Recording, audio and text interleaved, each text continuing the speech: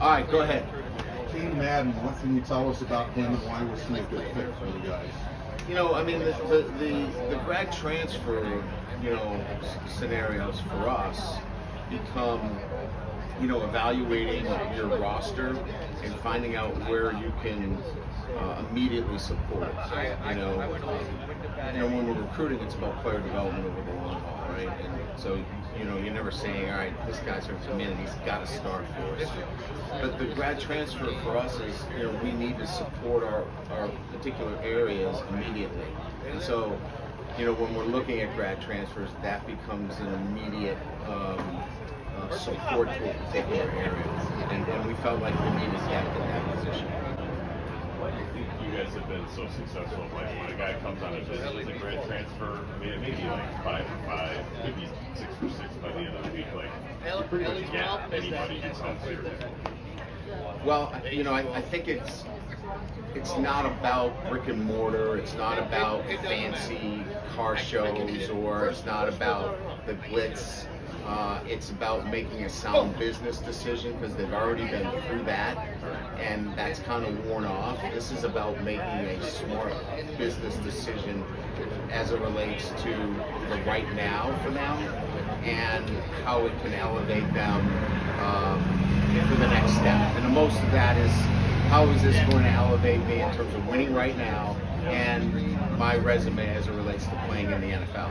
And of course, we've done really well in that area and have a pretty good track record and moving guys on to the NFL. So I think the business decision kind of mode, without all the bells and whistles, a mature kid sees Notre Dame and go, this makes sense. What about like your perception of taking grad transfers? I think early on it was like Cody Riggs. It was, we had a relationship, Notre Dame had a relationship with him, but it was just like 1 here, 1 there, to go 4 last year, 2, maybe 3 this year. Are you more open to it, or is it just like these are the dynamics of your roster right now? I think it's a little bit of both, Pete. I mean, the dynamics of the roster make up for that, and then we have to find areas where transfers can easily come into the university and adapt to our university. Undergraduate transfer is a lot more difficult. You have to transfer credits into a particular college. It's a lot dicier. So we have to fit to who we are, and so the graduate transfer is an easier vehicle for us, and so our focus then becomes much more on that grad transfer until there are significant changes as it relates to how we see the transfer credit. One of those changes, NIL, I was curious how challenging that is to have it be a pillar of your recruiting just because it's new. And then also, everyone's on July 1, kid from Georgia has different rules than kid from Indiana. Like, how have you been managing that? Yeah, again, I think that's going to clear up with the Supreme Court decision. The Supreme Court will get everybody on the same page. So regardless of what states are doing, that's all going to really be moved. So we're prepared. We've put together what we believe the name, image, and likeness will be for us at Notre Dame, and we're excited about it. We think it's going to be a very positive thing, and will, I think, enhance our ability to recruit at Notre Dame. We need to wait for this ruling. I think that clears up a lot of the issues that are currently out there. How do the names get to you, or to your coordinator in the transfer portal? Where do you have the full staff now? We have one person, actually two. One that is evaluating the person's academics, and then one person that is evaluating the talent. If they marry those two with a particular need, then we'll move forward.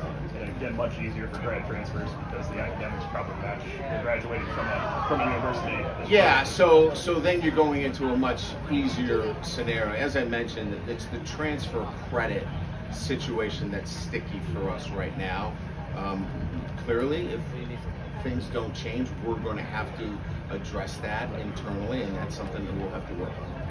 I know you'd be disappointed if you didn't get an injury question. Absolutely. Can you get us up to date on Patterson? Yes. Austin, do you want me to just give you Yeah, because I'll Patterson? forget. Yeah, Patterson. He will be cleared for full activities. As you know, our freshmen come in Friday. Our veterans come in on Sunday. So he'll be cleared when he comes in on Sunday. Kevin Austin.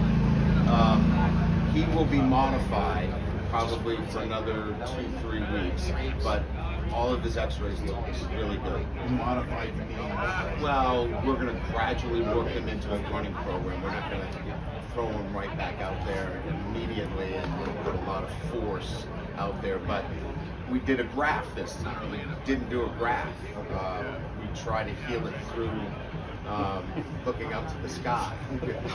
So this graph is going to hold. But we want to modify his running and get him back in, that way. Kyle Hamilton. Really good. I mean, I think, we were very cautious with him, and but he's ready to go. Brendan Clark. I think there was some, things that put him back a little bit. But the last I heard from him last week, he should be in a running program when he gets back. Jacob Lacey. Really good. Had his strength,